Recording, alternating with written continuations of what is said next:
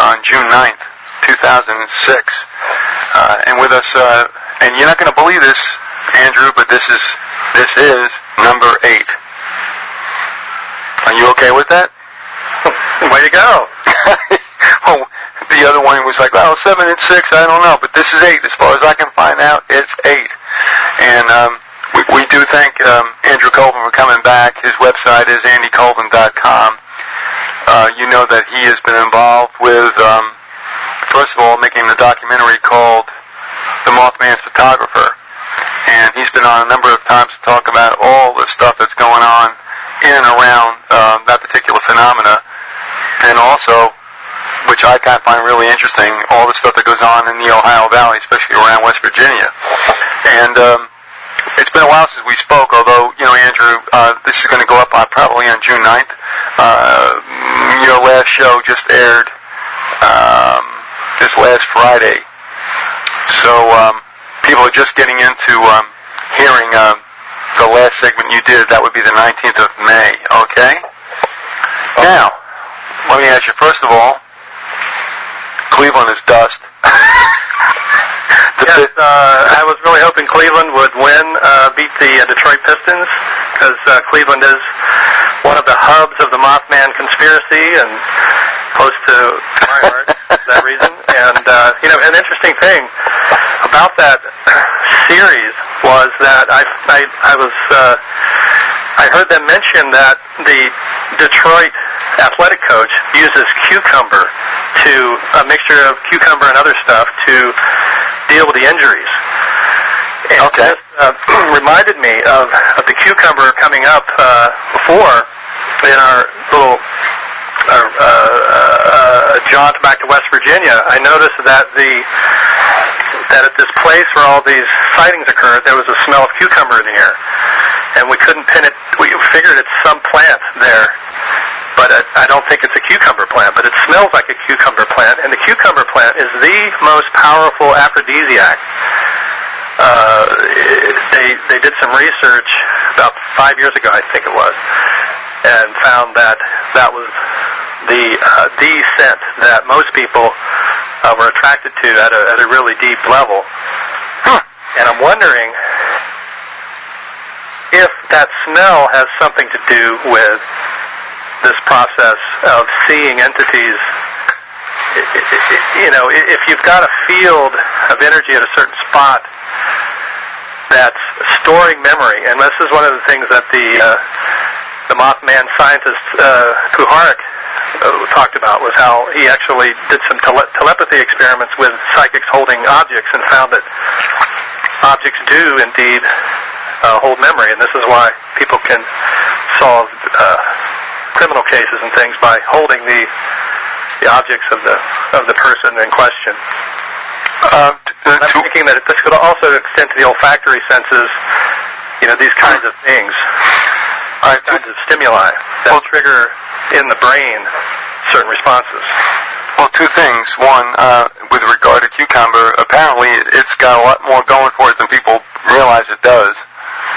Medicinally, it seems to be an excellent food. I mean, it's always involved in juicing, and when people apply it to their bodies, it's not, without good reason. But also, you were saying something about the smell of cucumber.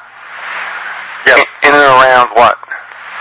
Well, it was a test for what was the most potent, really, what was in a lab, what is the smell that really does stimulate attraction? It was like a fragrance test. Sure. For, perfumes. Mm-hmm. And trying to decipher what really does work, and cucumber was the one that I remembered from the... Mm-hmm. I don't have the data in front of me, but I remember that.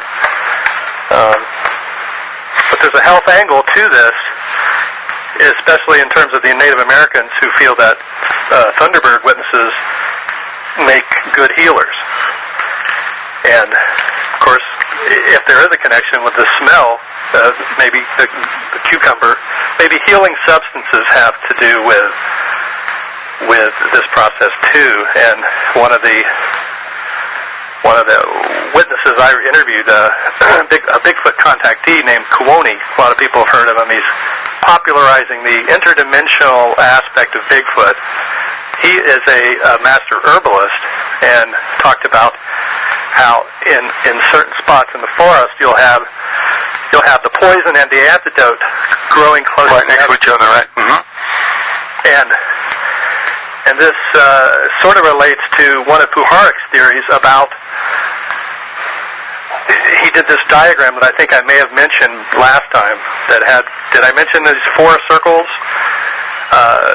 When you watch how plasma manifests, it swirls and it creates a little vortex. Okay. A lot of people have seen these little black wispy vortexes, smoky things in there. Like one of my witnesses in the documentary saw it in her office the same week that we had some MIB activity occurring with her when her name got out that she was involved in the project. Some strange things started happening.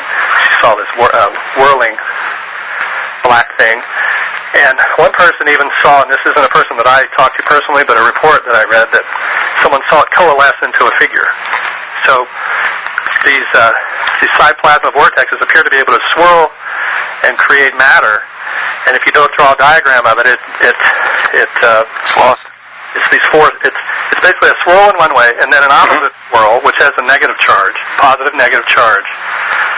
And then there's an anti-dimension. There's where it's causing an opposite spin in the other dimension.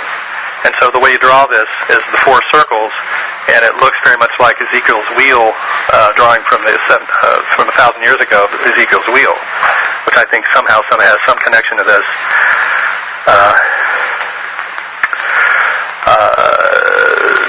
Anyway. Okay. Yeah. Well, anyway, yeah, there's more to it, but I just was reminded of that and didn't know did I introduce that last time, that idea? Yeah, you did. Mm-hmm. Okay. I mean, boy, I tell you what, I mean, obviously it's my fault too. My fault too. I'll call it my fault. We talk about a lot of things, and we lay out somewhat of a framework, but I'd have to tell you, and as you very well know, I mean, where some of this stuff leads, I mean, yeah, I'll go down a side street, and I might get back again for the rest of the show, but, I'll deal with that. I mean, nobody seems to be upset about it. In fact, Andrew, we got some questions that people wanted to ask of you when next you came on. Are you all right with that right now? Sure. All right, let's do that. I'm going to take By the way, look. the Greek letter psi, for psi, PSI, is the 23rd letter, and its emblem is very It's very similar to this outstretched arms of the Garuda. It's much like the Christ symbol, and there's a bunch of stuff that relates to that I found very synchronistic. All right. This last week that I want to talk about later. Well, I'll tell you what. Why don't you pop it out now? I mean, you tabled it. That's fine. What about the 23rd letter and the synchronicity you find there? Well, there's a Greek, the Greeks also tapped into this phenomenon and had their whole pantheon laid out to describe it. And Apollo is one that's very similar to Christ, actually. And he came right before Christ. There's a contemporary of, and some speculate that he was, a real figure, Apollonius, and maybe Christ wasn't. And there's these kinds of debates that go on, but this was a real figure. And of course, and the whole symbology, and I can't remember it all right now, but the symbologies of Apollo are very similar to the Garuda. And so their 23rd letter, which 23 is a big number in the Masonic world, that 23rd letter is PSI, looks very much like the Garuda with the outstretched arms. And then the next letter is Omega. If you put the two together, you have the Garuda holding the two-headed snake, which you see everywhere. So there's something very important about those letters and the symbologies behind them. And of course, psi is, maybe the ether is called psi by so many scientists today because it has a connection to that symbology. There's something about that Garuda. It's just another way of saying,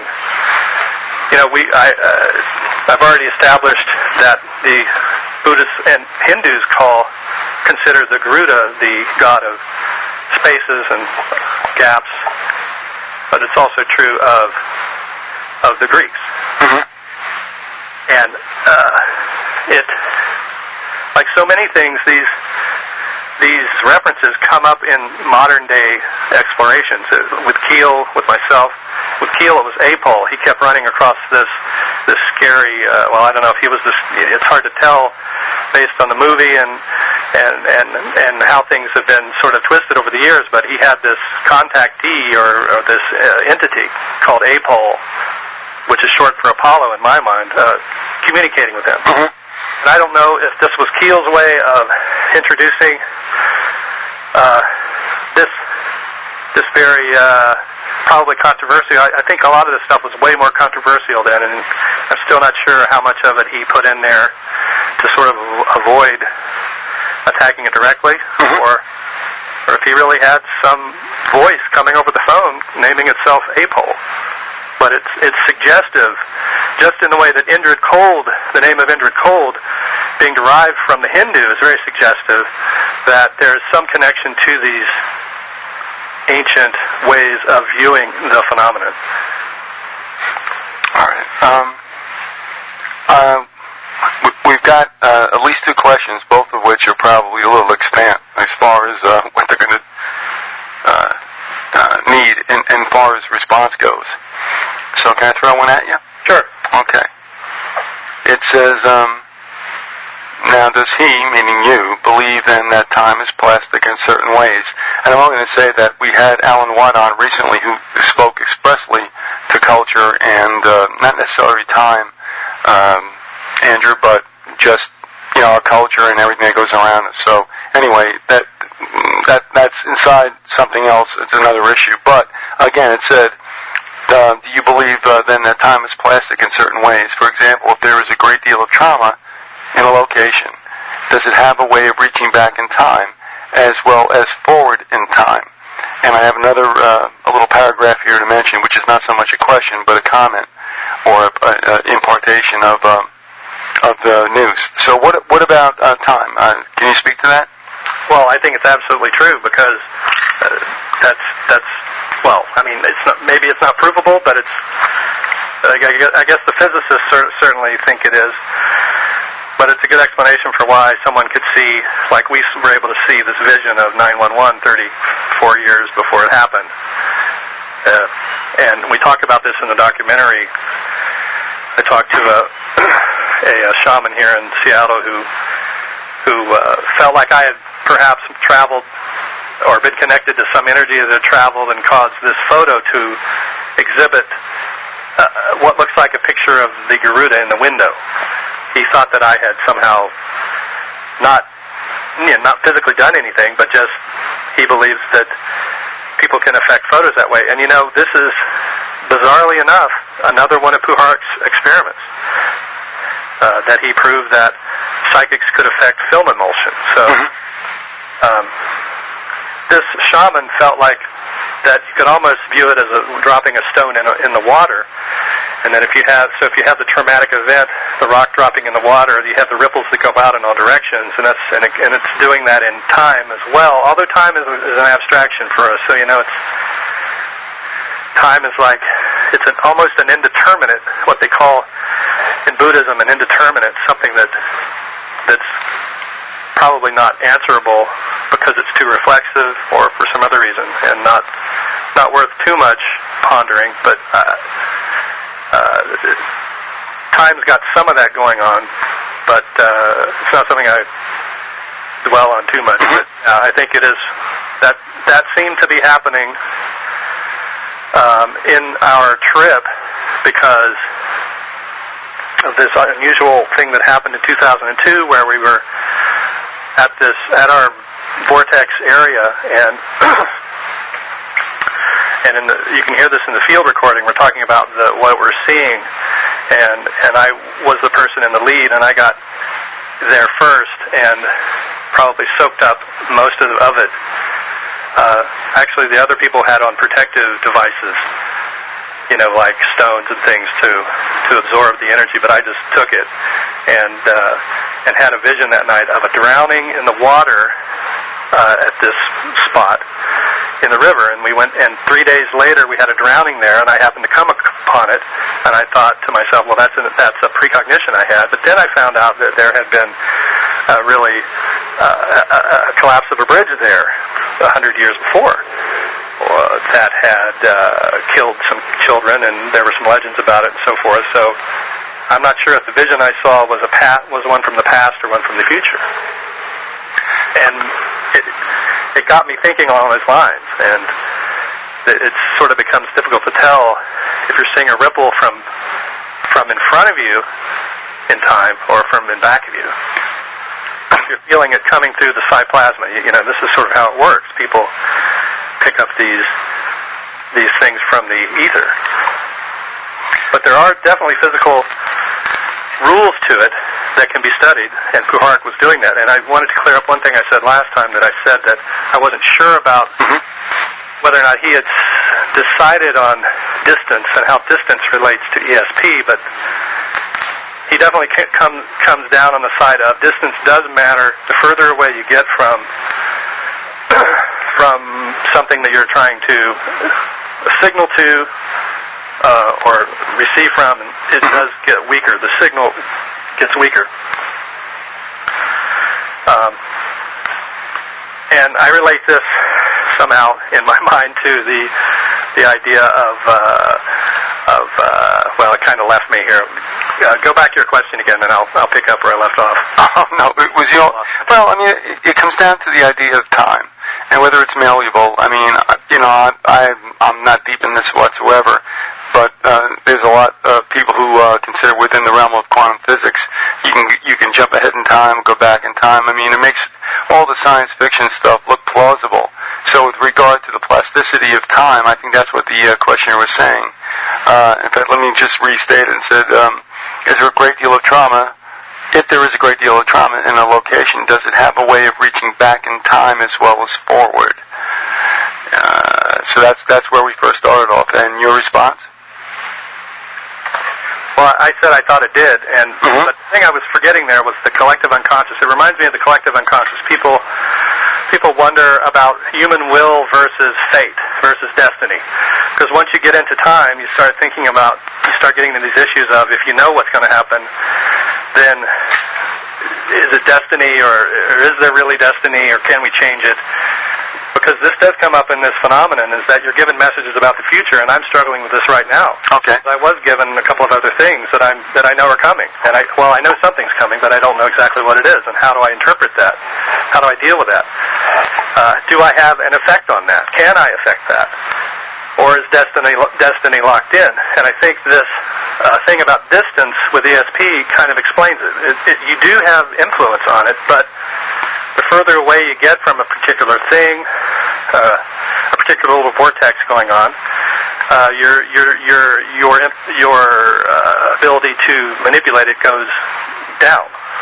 So when you look at the collective unconscious and how we are all just a part of it, a wave on an ocean of consciousness, you can affect things, but you're limited in how much you can affect it. And so if you're given a precognition, and I do feel like this is part of the process, and Keel talks about it too, is that oftentimes the researcher is challenged to do something, is given a mission of some kind. And I can definitely say that that's true in my case. You know, I've been following this stuff for so long. The last 5 years I've been doing this particular project, but I've been studying this kind of thing for ever since, for decades. So, so as a researcher, you kind of have to, as it is in many cases when you're caught between two entities or whatever, to stand back and do nothing to affect the outcome. Is that the situation you find yourself in? I mean, we've looked at this as the province of science fiction for a long, long time. But would it be true that if you go back and you delve into things, Andrew, that you're presented with a situation where you might be able to alter the outcome?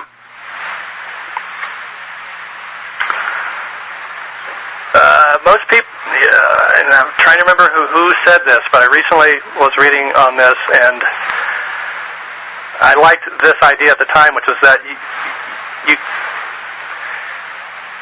sometimes if you go, and it was Eugenia Macer's story. She writes a lot about this kind of internal dialogue that you shouldn't try to do that too much. Maybe you don't want to really change it, because what you change it to might be worse. Mm-hmm. Yeah, you have no way of knowing. But an interesting, I just wanted to throw this other name out, mm-hmm. Because I just, every day I'm reading new things and adding new things, so I'm sort of changing all the time. But this person is involved with the Mothman indirectly. Her name's Anna Genslinger. She was one of Gray Barker's authors. She wrote about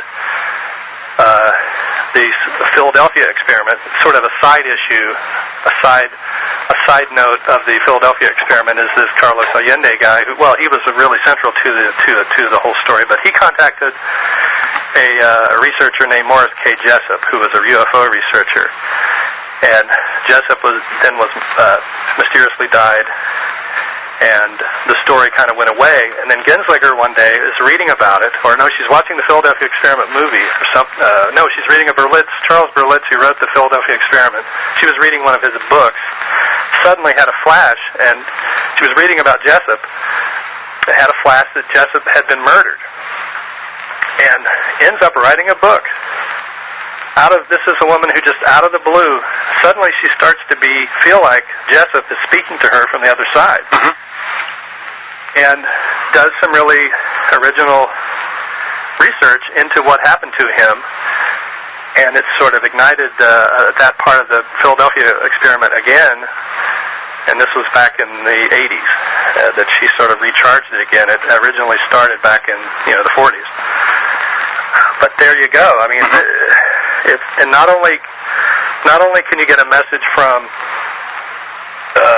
an entity like a semi-deity, but you can get it from a specific person, like someone who's been murdered. And this will lead and she talks about, and this is going to have a transcript of this, but she did an interview once where she talked about how she felt like he was speaking to her from the other side.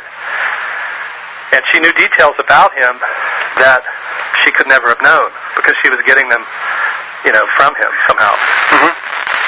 And it's pretty gripping. Well, maybe not gripping's not the word, but it's pretty interesting stuff. Who was the he that she was getting messages from? Morris K. Jessup. Okay. All right. His book, Case for the UFO, second book was expanding the case for the UFO. Okay. He was a great astronomer who did a lot of great research, and he's part of the Philadelphia Experiment pantheon, if you will. Okay. Now, before we go on to Philadelphia Experiment, also part of the question that we got from a listener, actually this is a comment, if you will. It says, the Fort Thomas military post in northern Kentucky, let me get this up in front of me, I'm told has an engineering reserve unit there and a PSYOPs unit. My dad told me that Jack Ruby used to live in Bellevue, Kentucky, and ran a nightclub. What do you know about that? Well, it reminds me of the story I told last time. I think I told it last time about the girls in the basement who saw an entity, and their crosses and things were melted off from around their neck. Right. This occurred right on the border of Fort Thomas and Fort Mitchell, I believe. I'm pretty sure that they're side by side. But that's where it was. It's on this big knoll, this big hill that's south of Cincinnati. So you go up there and there's these what used to be forts, because it was a prime spot. Mm-hmm. But also, these prime spots were prime spots for the Indians and whoever lived there, before the Indians. So it's a controlling spot for the river, right?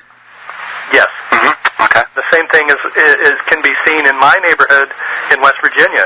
Big curve in the river, big hill behind the curve, flat plain there. Because of the curve of the river, it creates the flat plain where you can build things. And then that's why, it was so strategic that they built, it was fought over, and the North and the South fought over it, and then it's been a military outpost for a couple hundred years, probably. What do you know about Ruby being in and around those environs? I don't, but it rings a bell, and it certainly makes sense given the history of the Ohio Valley. Going back to the Indian days, it was extremely dangerous. It was, people were lying in wait along the banks. It was one of the most dangerous places to try to travel through to the west. So everybody basically ended up going up north through western New York and over to Cleveland, and that's kind of why Cleveland became, so important, is that it was the easiest town to get to west of the mountains. Did you come across information that supported the fact that, like, let's not go through the Ohio Valley because it's too weird, let's go with a northern route? That's implied in Otis K. Rice's book. Okay. That those routes were, there were 4 major routes, and certain ones were scarier than others. And the one through the Kanawha Valley, where I lived, was the worst. The most wild. And so basically from where that meets the Ohio on down the Ohio was also very scary. I just think it influenced the gambling, the whole gambling thing. It was like a frontier, it was a frontier mentality, yet rich with natural resources. So unlike Las Vegas, which is very difficult, sort of, to build in, this area, or that valley was very easy to build up and get the gambling going. It was just anyway. There's a big mob influence there. Our town was ran by I would have to say Eastern Orthodox folks, and Eastern Orthodox. Yeah, and yeah. Okay. Yeah, there's that. There's a lot of there's some racetracks and things there, and if you look into the ownership of those and sort of who runs things. And the Kanawha River, does that run north from West Virginia into the Ohio? Say that again? All right. I'm assuming, I'm thinking back, there is a Kanawha River, is there not? Correct. All right. Does that run into the Ohio? Yes, and so it's about 35 miles from where it meets the Ohio to where I lived, or 30 miles, and then about 35 miles that you can no longer navigate up it very easily. So they had to dam it. Why is that? Is it through mountainous terrain, or? Yeah. Okay. Yeah, there were gorges and things. Okay. River and falls. By the way, that rings a bell to a certain extent. Do people use that river to this day somewhat as a rafting venue? Well, that's another river. That's one of the ones that runs into it. I think the new river runs into Kanawha. Yeah. And yeah, so there you go. I mean, that's you have world-class whitewater rafting in that river, but further up where it's not dammed. Yeah. So it would have been very treacherous, I guess. Well, I seem to remember that because when I was in graduate school at Ohio U, somebody did a story on doing something on the Kanawha River, and I wasn't really paying much of attention. I'm assuming it was rafting or doing some kayaking. Obviously not flat water, but white water. And that does ring a bell now. But before we go any further, we're up on the half hour. This is the Grassy Knoll. This is Biz. We're speaking with Andrew Colvin. Most of you probably are very familiar with the fact that we're doing a bunch of shows, which is going to constitute a series. But Andrew, on your website, that would be andycolvin.com. Are there things that you would direct people to with regard to either doing further research or purchasing the documentary? Well, if you go to the site there, you'll see the link to buying the documentary. You can also check eBay because we have specials on there. Okay. Just do a Mothman search on eBay.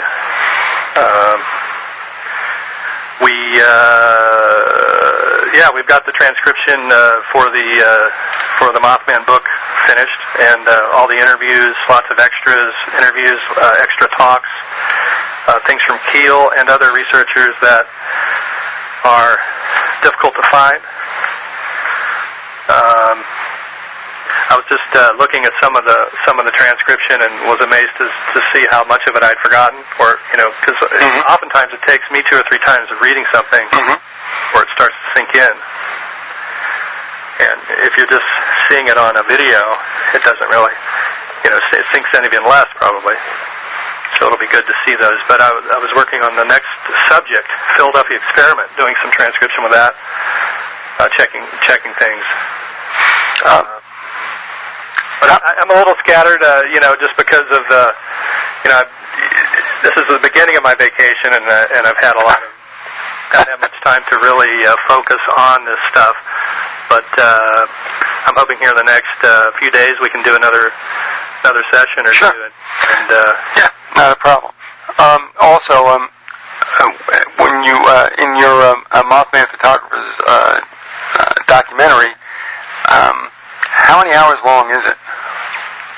It's 30, and we've got an extra 10 hours of rare recordings with figures in the background of this. And I think a lot of this stuff it goes along with the norm, which is that the more groundbreaking in a way some of this stuff is, the harder it is to find. And we sort of had a little renaissance in the 70s and 80s. With a lot of books coming out on this kind of thing, and then since then it's kind of been dry. You've had a lot more stuff on TV, about UFOs and things that aren't really that deep, but you don't really find. Some of the stuff is just so far back that you really have to dig for it, and I think a lot of it's just never been made available. You've got some of the early books on the Mothman cost $300, and they're not in the libraries. By the way, when was the last time you were back in West Virginia? That was 2003. Okay. Oh, 2004, sorry. Okay. How long did you spend there? How long did I spend there? You mean years? How long did I live there? Oh, no. How long on your visit were you around? Oh, we were there for a wedding. We weren't there for very long. Okay. I'm hoping to get back there and check out the Wayne Forest area to see if a plane crashed there on the day of 9/11. Ooh. That's our next step, because that's the big missing area in the whole. Everyone seems to have gotten Flight 93 figured out pretty well. Well, I mean, the conspiracy researchers seem to have it right, and that is, as usual, matched by the rhetoric or propaganda coming out from the other side. Right. In this sense, the new movie that's, I imagine, is completely filled with garbage, misinformation. Yeah. I don't think that 93's been figured out, but I'll tell you what, I was thinking, maybe a day or so ago, with you coming on and what you told me about what you thought, or what has been reported to have made a turn above that, again, Ohio Valley area. And I'll be honest with you, with 93 and 77, those are both planes that nobody knows what happened to. We're not going to get into the whole thing about, we went to the Pentagon. Yeah, okay, fine. But the behavior of those planes in the area that they were in made me think back to what you and I spoke about. So that's kind of interesting. And of course, without a doubt, if we can take that on at another time, great. Well, one interesting thing I found, if I could just mention it. Absolutely. Sure. Shoot.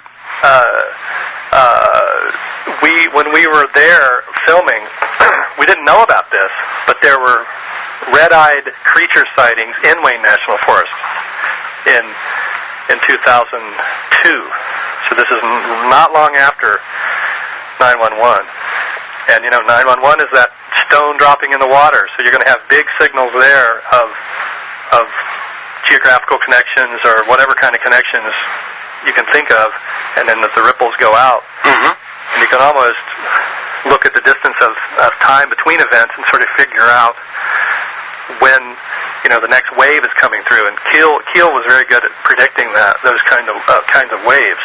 They would tend to come every 5 years. Well, what does that really mean? And has Keel said anything post 9/11? I mean, you predict when waves can occur, but I mean, what is it about the passing of time that would make a certain 5 or 10 years more? I guess will avail itself to dictate events. If I mean, I'm a little lost here, but go ahead and tell me what you think about the passing of time and like, as you said, the stones dropping in the water. Well, some of these things are just they're things that occurred they're suggestive, and that's the first thing, is that the fact that you had creature sightings in the forest there close to 911. Okay. It's just another little thing in a way, Mm-hmm. I don't mean to blow it into to something else. And with regard to time, well, that's kind of the same question. I mean, I guess I'm just introducing the idea. Okay. At this time. Mm-hmm. That I really don't know what to think, and where do you start your clock at? If it's every 5 years, where do you? Right. Where does it begin? You start. But Keel, all I'm saying is that I have a letter in my possession from that Swedish group. It was the only thing in that file that was really worth looking at. But it was a letter from Keel to one of the Swedes, I think, where he predicted in 1973. He predicted that there would be a big wave in 78, and sure enough, that's in in West Virginia, and that's when it happened. So I don't know how he's even given lectures where he gave I think we're going to have some of that in the book, even a transcript of part of that, where he talks about his whole method of doing that. And to be honest, I'm not sure he really explains it. Okay. And listen, that's okay. We're going to explain it that well. Well, we're going to leave it for another time. Like I said, I mean, this is something we're just posing, and that was from all this. What we're doing is extrapolations of a question that was asked by a listener. And I tell you, the whole idea about 9/11, we'll revisit that if you don't mind on another show, and we can dedicate more time to it by all means. However, in the time we got left, and that's really not a lot, but somebody said, and I quote, "Would you try to get Andy to talk more about the Philadelphia experiment?" And when he says his dad was, quote, there, does that mean on that day? Or does it mean that he was there, on the naval yards, or what? Do you want to talk to that at all, Andrew? He was, and well, to preface this, I'll say this is another one of those things that came up very recently. I knew he had been in Norfolk in the war. That's all I sort of grown up knowing. Okay. And literally last year, I think it was, probably in 2005, I don't remember the exact date, but I was leafing through this old Navy yearbook he has, and there it is. It's at that same time. And I'm just saying to people, this is another one of those things, like so many other things I can point to personally and say, I had no idea of it, but the more I look into it, the more things like that I find. And when you combine this one with the fact that I knew a couple of other people who had seen these men catch on fire and disappear, that seems to relate to the Philadelphia experiment, I was able to at least guess that they brought some of these guys over to West Virginia. But I don't know, like I say, he would not talk about it at all.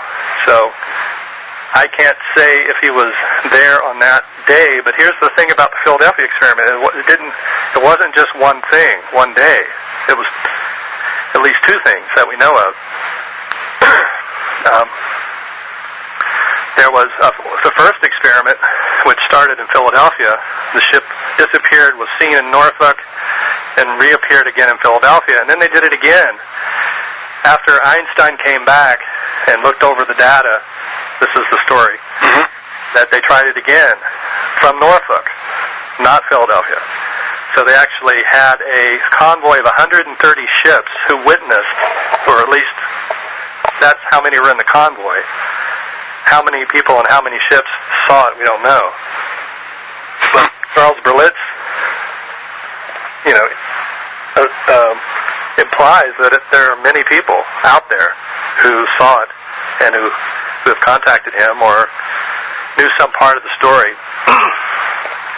And he felt like the story was not kept alive by the media like so many of these stories are, like Roswell, but they were kept alive by working class people that were there, really knew something odd had happened. So it was a grassroots kind of a thing. Well, what did happen there? Did something disappear?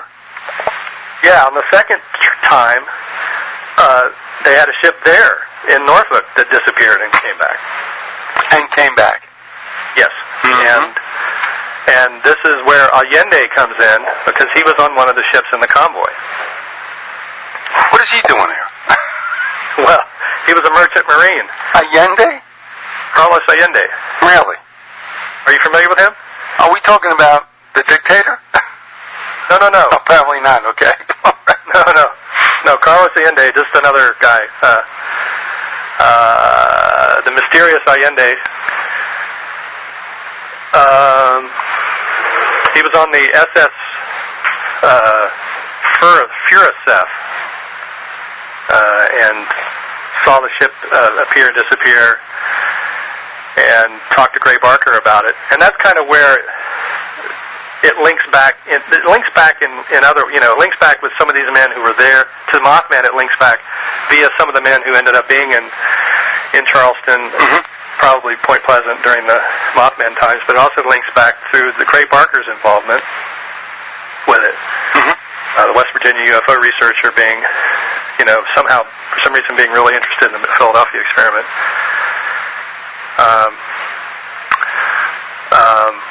But all I can say is that my father was stationed there, and it seems reasonable to assume that some of the guys there went out on these ships, and that a lot of these men, heard the story. If they didn't actually see it themselves, would have heard it, heard about it. All right. Also, what about this bit about the Montauk chair? Well, again, I haven't done a ton of research on the Montauk part of it. Again, because I just wonder so much about the guys that are writing about it. Things seem really far out. Well, how does Montauk? I can say that Puharich is the guy. If you're going to point to any scientist who worked on a Montauk chair-like project, it's Puharich. So this guy just comes up again and again and again. He was the pioneer of putting people in Faraday cages, electrifying the cages, and these are psychics, and testing their abilities with various frequencies and things. And God knows what all he was doing, because one of the things he just kind of throws out offhandedly in one of his books is that they had discovered, I don't know if he had discovered it, but someone he knew had discovered the exact frequency that caused cancer. And thereby what could happen? If you could identify that, you could eradicate it. Is that true? Boy, I don't know about that. I think you could certainly cause cancer with it. Oh, okay, I'm just thinking about, right, technology and stuff, which people poo-poo about, but I'm thinking probably if it's a frequency that was generated, there's probably a frequency that can negate it. But that's the province of our show. But anyway, go on with what you're talking about with, Right.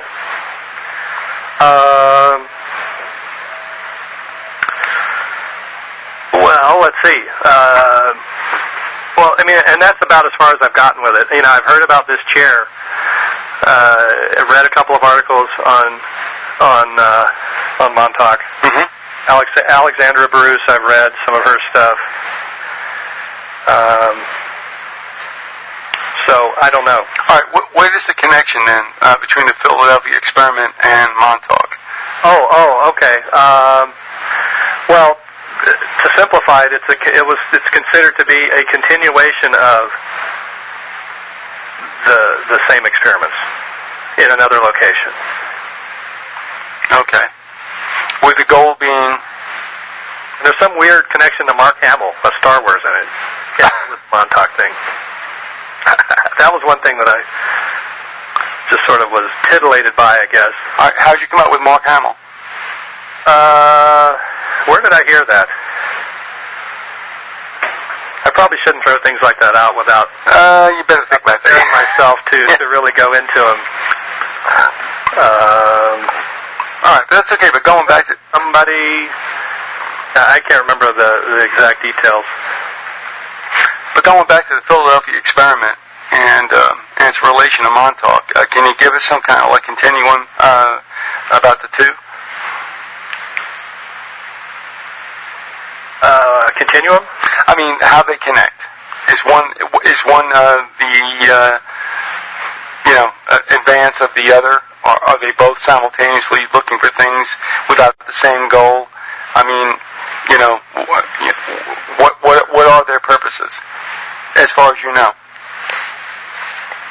Well, the Philadelphia experiment was, I guess, Berlitz kind of believes it was an accident of sorts. A scientific accident, right? Well, they were testing for one thing and they sort of caught another. Found something else. Okay.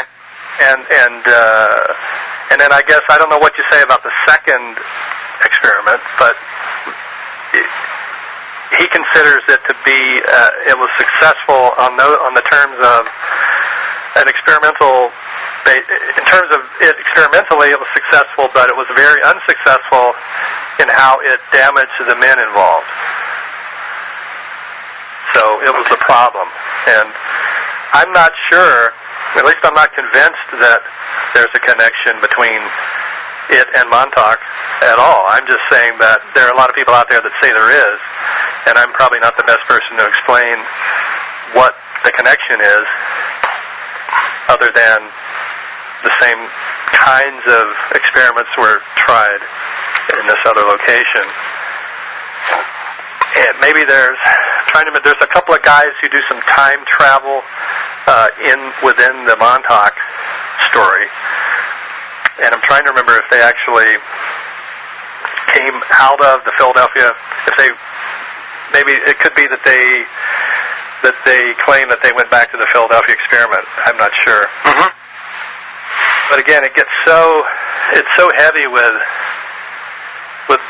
these difficult to follow trains of thought with regard to time that it's just not something I'm prepared to deal with all these other projects. Just trying to sort of what I'm doing right now is just trying to take what I've gotten personally, the kinds of personal experiences, the interviews with people that I know in my own life and I can vouch for, and taking that stuff and just trying to present that and add that to what's out there already. And all right, well, let's ask this. I mean, as far as you know, what does the Montauk chair mean? What is that about?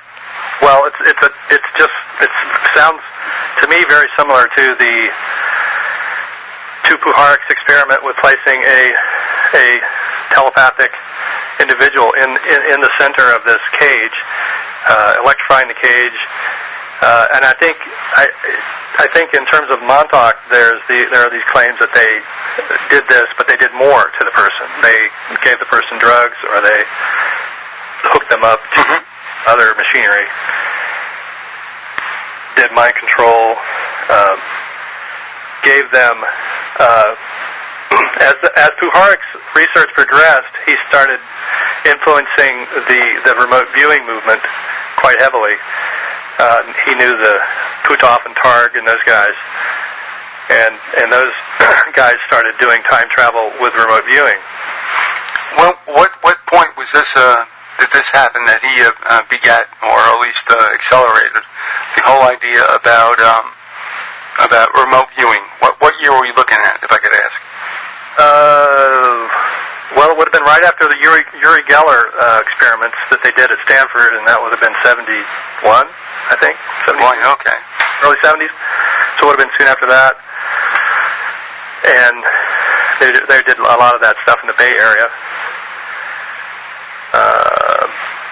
Well, you know, like I say, they could. There's ways to do time travel just with your mind, and that was one of the things that they used these world-class remote viewers for.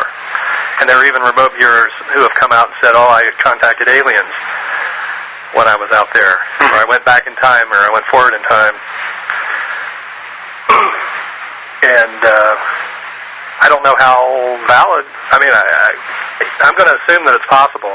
Now, again, how much influence you could have is the question. If you did that, if you went back, how much influence could you have? I don't think you could have much, because there is a relationship to your proximity to it, in terms of how much you can do to it. Well, and a lot of this stuff, you know, I'm not sure that some of it is controllable, but there are factors that make it partly non-controllable. So, as far as how much they can apply, how much of this can be applied to, you know, normal warfare or whatever, or corporate warfare, or whatever it is they use it for, I'm not sure. Okay. All right. Well, I'll tell you what, I mean, we've touched on a lot of bases, but also, you also had a line of thought that you at least wanted to broach before the show was over. And I guess it would also be a lead-in to other interviews that we may do. What was on your mind specifically about the work you're doing right now? Is there anything you want to avail us of?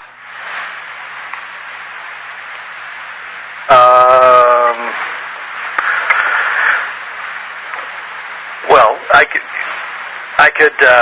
I mean, I'm just looking down at my notes, and I could just grab the first thing I'm seeing. Or well, that's pretty much what I asked, though. I mean, that's cool. I mean, when you said you had some stuff scribbled out, I'm saying, okay, we had some questions coming in, and after that, let's take a look at what you might want to, basically broker for other times. Well, one thing was that Marcella Bennett is one of the transcription things I noticed was one of the witnesses that we see often in the documentaries. Marcella Bennett, I interviewed her and her sister, and I noticed that her sister didn't see the Mothman, but her sister saw balls of fire when they were kids. All right, hold on a second there, Andrew. People say, like, well, transcription, what's going on? So why don't you explain that a little bit before we go any further? Right. Well, these are two of the witnesses from the documentary that we've had transcribed, the interviews transcribed. And why are you doing that? Over these and proofreading them, I'm seeing little things I forgot. All right. Why are you transcribing the interviews? For what? A book, right? Right. Okay. Okay. And that her sister Madeline uses she uses birds, and this is kind of a similar idea to what I was saying on Wing TV, was that you can use it. There are certain ways you can try to use this phenomenon. I mean, there's certain areas you want to stay away from because it's too risky. Opening yourself, like astral projection and stuff. I mean, I'm not sure how healthy that is for people who don't have like a strong. If you had a monastic tradition behind you, if you were, had a lot of support for that kind of thing, and a clear field of benevolence, or good karma built up, you could do it. But I don't, there's some things I don't suggest people do. But agreed.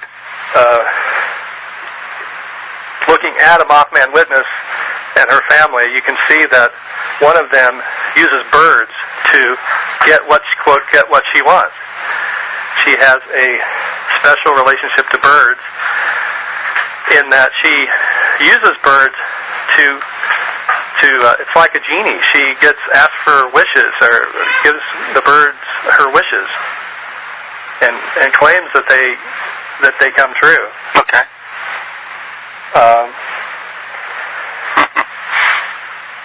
And there's a lot of things like that in this whole selection of witnesses. Lots of people saying that they do these things. All right, and the time we got left. The guy who claims he levitates. Who? Which one would that be? Well, he doesn't levitate now, but he claims that he did when he was young. Okay. And this isn't, something that you hear. Keel claims to have seen it happen.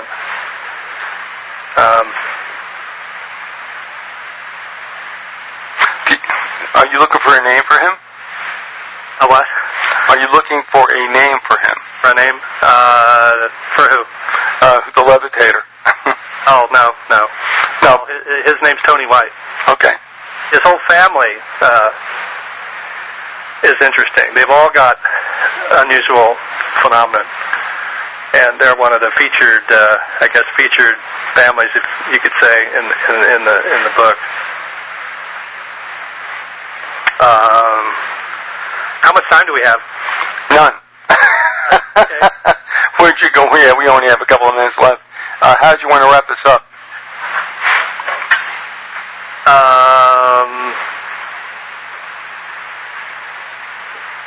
Well, we could talk about, I don't know, next time we could probably try, we could either do current events, things that are happening out there, like data mining.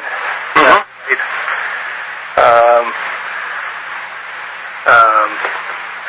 You have any more questions? No, in fact, I'm going to gash it pretty soon. But before we do that, before we go to the next segment, also, by the way, the outro music will be. Is this your group you're in? A musical group? Yes. Well, we're kind of we're taking a long break. All right. What do we call you? Well, it's Ivy League. Ivy League, I love it, and that's I.V. right? It turns out there's now a hip hop group that has the same name, and you can buy their T-shirts on the web. So that's not you, though. I thought of buying a bunch of their T-shirts and selling them or giving them away as our T-shirts or something. No, but just kidding. Okay. Well, listen. Let's bring it to a close, and we'll be back again. And I'm telling you, this is segment 8, whether you like it or not. This is Viz. You've been listening to Grassy Knoll. With us has been Andrew Colvin. The website is andycolvin.com. And, there's nothing else we can say in a very short period of time that will embrace all that's going on.